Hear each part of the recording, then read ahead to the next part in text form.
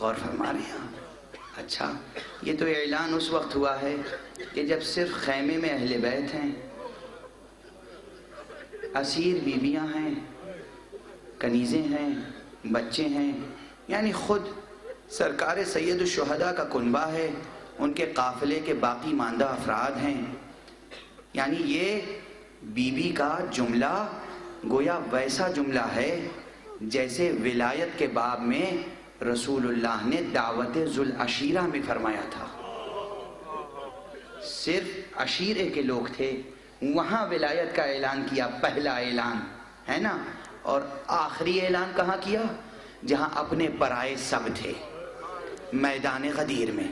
سمجھ رہے ہیں آپ؟ پہلا عشیرے میں، دوسرا میدان غدیر میں. ارے بی بی نے دونوں فریضے انجام دیے.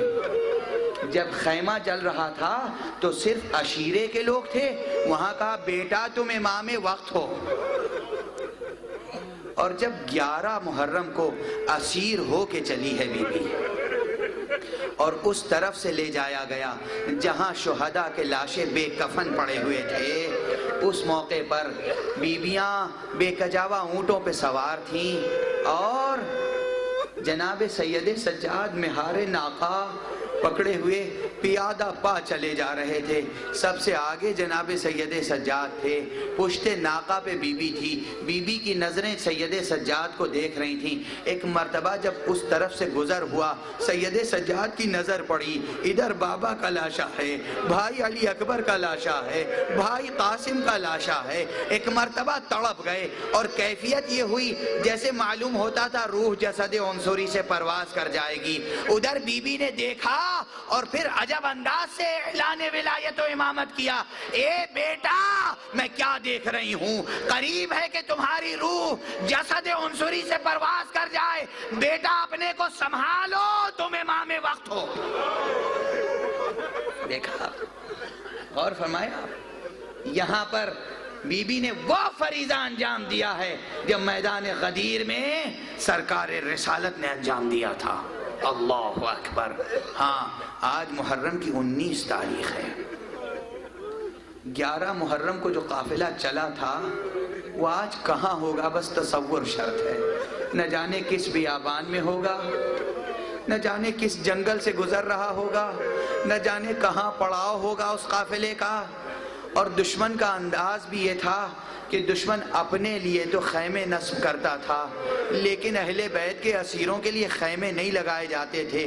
رات میں شبنم میں اور دن میں سورج کی دھوپ میں قیام ہوتا تھا، اور اہل بیت کو رسیوں میں باندھا گیا تھا. یہ جملہ مشہور تو ہے مگر حقیقت سنیں گے آپ؟ امام معصوم سے جو روایت مروی ہے اس میں کہا گیا لوہے کی زنجیروں میں جکڑا گیا تھا. لوہے کی زنجیروں میں جکڑنے کے معنی یہ ہے کہ دن میں تپتی ہوئی دھوپ میں جب زنجیریں جلنے لگتی تھی تو جسم پر چھالے پڑنے لگتے تھے.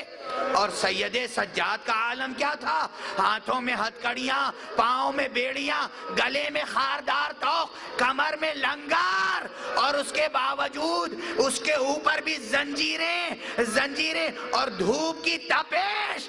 سید سجاد کے زخم کھولتے رہتے تھے اور جسم پر چھالے پڑتے رہتے تھے، اور نماز ادا کرنے کے لیے بھی کہیں سایہ نصیب نہ ہوتا تھا.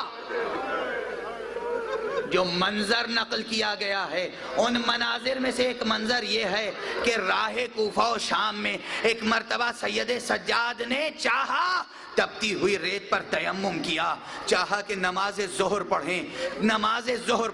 عزیزو، ایک مرتبہ سید سجاد نے ادھر ادھر میدان میں دیکھا، کہیں کوئی سایہ نظر نہ آیا. دشمن کے خیمے کا جو سایہ پڑ رہا تھا زمین پر، زنجیریں سنبھالی اور اس سائے میں آ کر کھڑے ہو گئے. ایک مرتبہ دشمن آگے بڑھا اور دشمن نے کہا اپنے غلام سے کہ جا کے قیدی سے کہہ دو سائے میں کھڑے ہونے کی اجازت نہیں ہے. اللہ اکبر، اللہ اکبر، اجرکم علی اللہ. سائے میں کھڑے ہونے کی اجازت نہیں ہے. سید سجاد نے فرمایا اس غلام سے اپنے آقا آقا سے جا کے کہہ دے میں خیمے کے اندر تو نہیں آ رہا ہوں، میں تیرے خواب و خور میں مخل تو نہیں ہو رہا ہوں، میں نماز ادا کرنا چاہتا ہوں، جو سایہ خیمے کا ریت پر پڑ رہا ہے میں وہاں کھڑا ہو رہا ہوں۔ غلام خیمے میں گیا، اندر سے شقی خود برآمد ہوا، ہاتھوں میں نیزہ تھا۔ دور سے جناب زینب نے دیکھا اور ایک مرتبہ آواز دی، بیٹا سید سجاد، بیٹا زین العابدین، ارے جب تک پھوپھی زندہ ہے دشمن کے سائے کی ضرورت نہیں ہے، میرے قریب آ جاؤ، میں سایہ کر کے کھڑی ہو جاتی ہوں، تم نماز پڑھ لو۔ انا للہ و انا الیہ راجعون، رضا بقضائہ و تسلیما لامرہ۔ پروردگار ہمیں علوم دین اور معارف اسلام سے آگاہ فرما۔ معبود دین اسلامی کو تفرقہ پردازوں کے شر سے محفوظ رکھ۔ معبود ملت اسلامیہ کو پوری دنیا میں سرفرازی اور افتخار عطا فرما۔ پروردگار تمام ملت اسلامیہ کو تہذیب آل محمد کے سانچے میں ڈھال دے۔